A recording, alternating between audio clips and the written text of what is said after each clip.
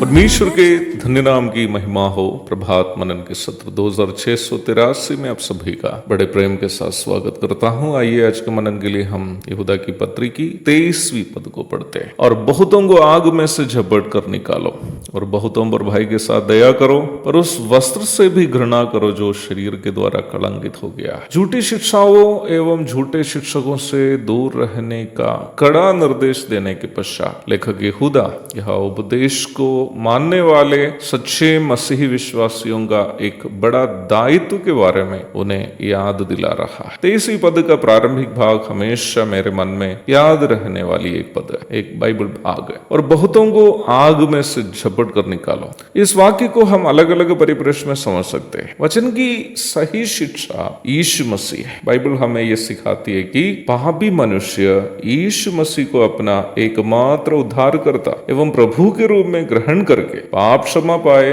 और तत्पश्चात वह यीशु मसीह के पवित्रता में अपने आप को बदलते रहे। बाइबल की मूल शिक्षा यही है। इस मूल शिक्षा का इनकार करने वाले या इसे नहीं मानने वाले, चाहे वे खुद को मसीही होने का दावा करने वाले भी क्यों न हो, उद्धार एवं पाप क्षमा से वंचित है। और ऐसे लोगों का अंत अनंतकाल की आग की झील। मैं इसे कहते समय मेरे अंदर एक अजीब सा भय छा जा रहा है। क्या आप जानते हैं कि इस भय की वजह क्या है? वर्तमान संसार में खुद को मसीही कहने वाले एक बड़ी संख्या के लोग खुद को ईसाई धर्म के सदस्य के रूप में मानने वाले होने पर भी यीशु मसीह को उद्धारकर्ता एवं प्रभु के रूप में जैसे बाइबल सिखाती है स्वीकार किए हुए नहीं है। कई साल के पूर्व जब मैं एक मिशन स्कूल का अध्यापक था, वहां के विद्यार्थियों को लेकर बिहार के बोध गया घूमने जब गया, मैंने वहां यूरोपीय देश ऑस्ट्रिया से आया हुआ एक पर्यटक से मिला। जब मेरी बातचीत उससे हुई तब मुझे पता चला कि वह बोध गया में, जहां बौद्ध लोग मानते हैं कि बुद्ध ने वहां बोध की प्राप्ति की थी, ये व्यक्ति वहां मोक्ष की तलाश में आया था। लगभग 1 घंटे के ऊपर आर्य धर्म एवं बुद्ध धर्म की कई शिक्षाओं पर चर्चा करने के बाद मैंने उनसे पूछा कि आपने कभी बाइबल पढ़ा? उन्होंने कहा कि उनके माता पिता बाइबल विश्वासी एवं नियमित रूप में चर्च जाने वाले मसीही हैं, पर उन्होंने कभी बाइबल गंभीरता से नहीं पढ़ा। तो मैंने पूछा कि उनके माता पिता किस कलीसिया में जाते हैं। उन्होंने जो जवाब दिया मुझको झटका दिया। उनके माता पिता ऑस्ट्रिया के एक स्थानीय ब्रदरन कलीसिया के सदस्य। मैंने उनको बाइबल का महत्व एवं उद्धार का संदेश संक्षेप में बताया। मैंने उनको ये समझाया कि ऑस्ट्रिया जैसे देश भारत की तुलना में हर मामले में विकसित इसलिए है क्योंकि बाइबल वहां लोगों के जीवन को बदला है। उन्होंने मुझे वादा किया कि वह उस दिन की ही अपना भारत की यात्रा समाप्त कर रहा है और वापस जाकर बाइबल को गंभीरता से पढ़ेंगे। कई ऐसे हैं, यहाँ तक सुसमाचार पर केंद्रीकृत इवेंजेलिकल चर्चेस में भी, जो दावा करते हैं कि मसीही है परंतु उद्धार पाए हुए नहीं है। कोई चमत्कार और चंगाई में फंसे हुए हैं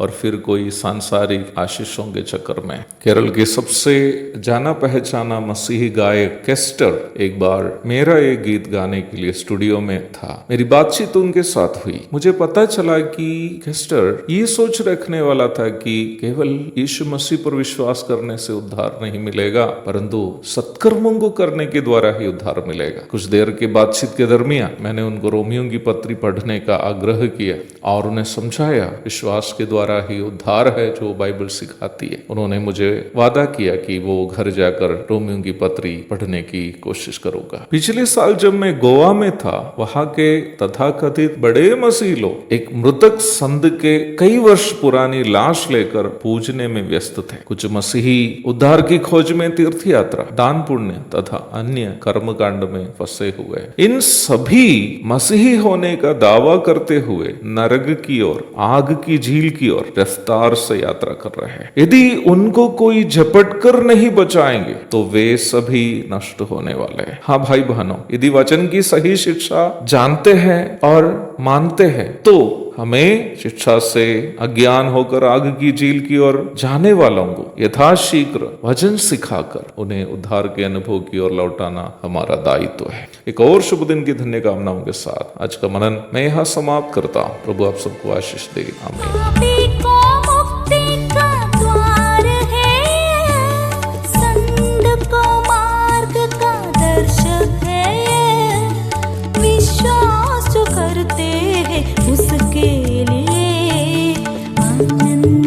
जीवन का साधन है ये है वचन, प्यारा वचन, यीशु मसीह का प्यारा वचन, ये है वचन।